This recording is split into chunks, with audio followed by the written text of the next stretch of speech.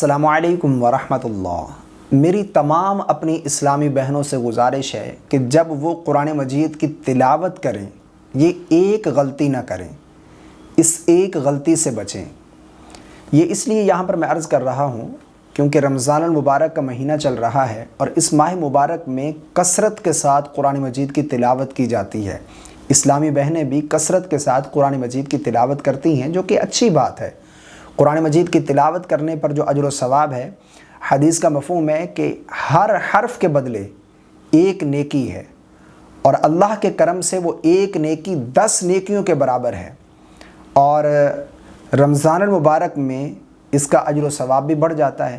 تو قرآن مجید کی تلاوت کریں، لیکن یہ ایک غلطی نہ کریں، اس ایک غلطی سے بچیں۔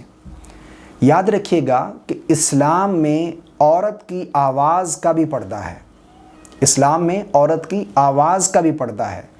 تو اسلامی بہنیں جب قرآن مجید کی تلاوت کریں تو اس چیز کا خیال رکھیں کہ ان کی آواز اتنی تیز نہ ہو، اتنی بلند آواز سے قرآن مجید کی تلاوت نہ کریں کہ کہیں ان کی آواز نامحرم کے کانوں تک پہنچ جائے۔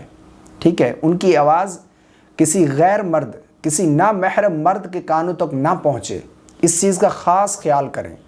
کیونکہ ہوتا یہ ہے کہ میرے ساتھ خود یہ اتفاق ہوا، میں نے خود دیکھا، اس بات کو سنا کہ میں گلی سے گزر رہا تھا اور اسلامی بہن قرآن مجید کی تلاوت کر رہی تھی، اور اس کی آواز اتنی تیز تھی، اتنی بلند تھی کہ گلی میں جاتے ہوئے ہر غیر محرم مرد کے کانوں تک اس کی آواز پہنچ رہی تھی، جو کہ بالکل جائز نہیں ہے۔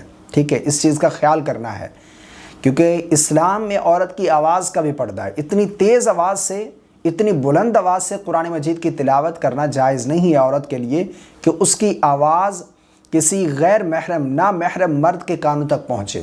اس طرح تلاوت کرنا عورت کے لیے جائز نہیں ہے۔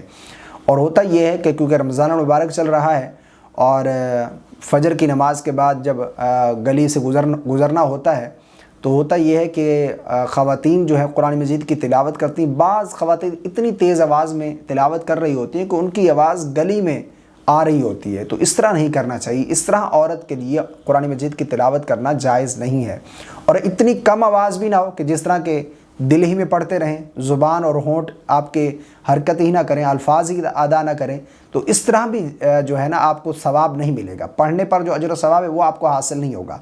اتنی آواز ہو کہ آپ کے کانوں تک آپ کی آواز پہنچ جائے، ٹھیک ہے، اس سے زیادہ نہ ہو۔ تو یا تو پھر اتنی آواز نہیں تو کم سے کم الفاظ تو ادا ہونا، جو الفاظ ادا کرنا ہے وہ تو مکمل ادا ہونے چاہیے، اور اتنی بلند آواز بھی نہیں کرنی چاہیے کہ آواز جو ہے وہ گلی میں جاتے ہوئے ہر مرد کے کانوں تک پہنچ رہی ہے۔